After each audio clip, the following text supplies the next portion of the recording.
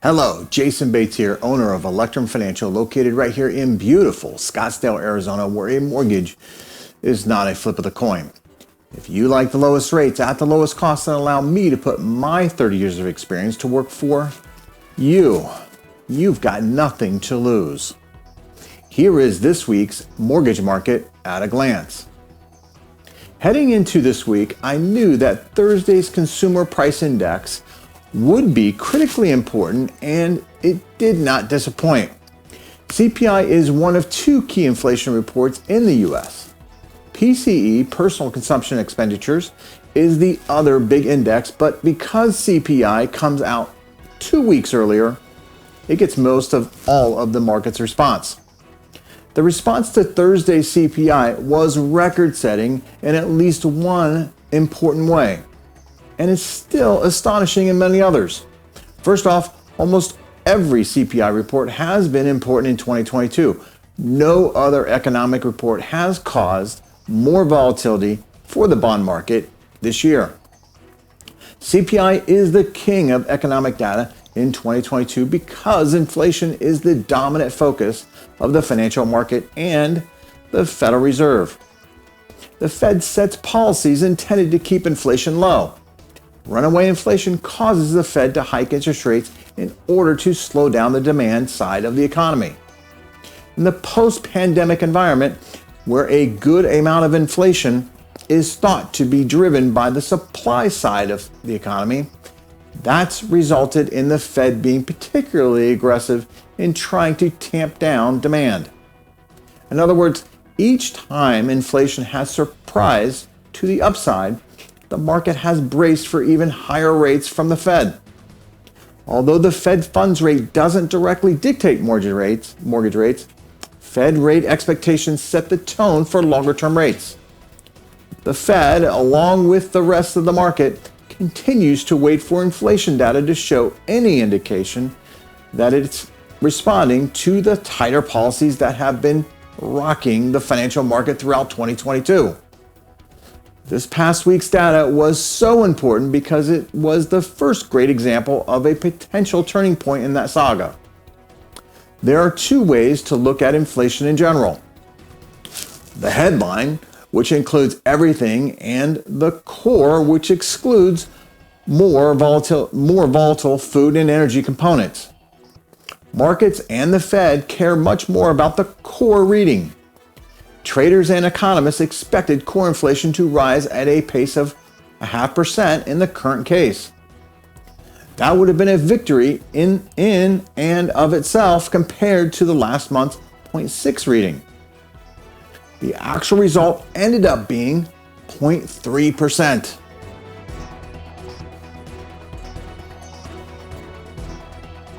While it wasn't the first time we've seen 0.3%, the last two times were thought to be byproducts of temporary recoveries in certain sectors. Pundits urged caution in reading too much into the last 0.3% report due to a big drop in fuel price, or dip in fuel price, I should say. There were no such yeah buts for this report, considering gas and diesel prices were much higher over the data collection period. And unlike July, headline inflation didn't drop at all.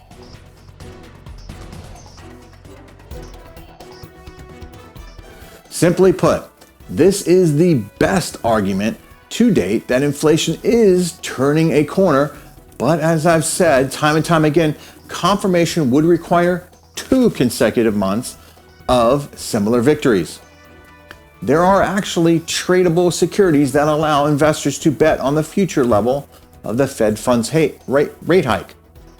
CPI data impacted the outlook for June 2023.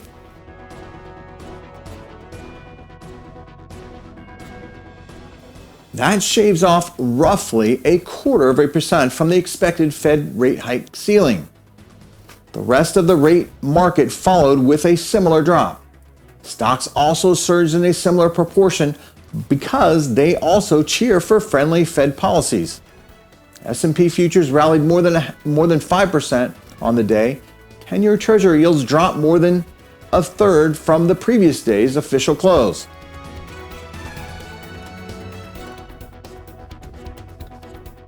This made for the biggest day-over-day drop in 10-year yields since 2009.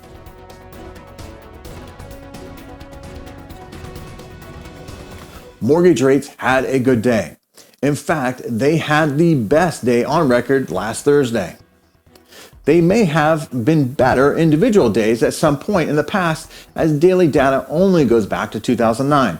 But even with that caveat, it was simply stellar.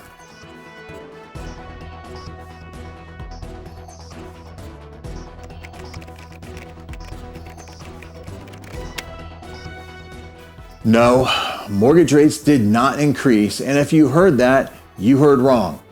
Any news headlines suggesting higher mortgage rates last week will almost certainly be based on Freddie Mac's weekly rate survey. It's the industry's longest running and most widely cited rate index, but not the best metric for timely tracking. Freddie is in the process of updating its methodology, but in the meantime, 2022 has been a rough year for misdirection in mortgage land. The following chart shows the highly regarded daily rate average calculated by MND versus Freddie's weekly survey.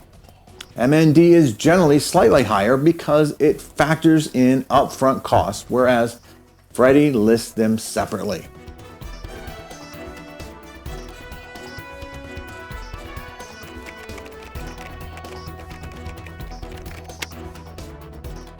That's the big question. I've been steadfast in saying that one stellar inflation report is only half the equation required to confirm a big shift in the inflation rate narrative. Thursday's market movement clearly suggests some traders are jumping the gun. And can we really blame them?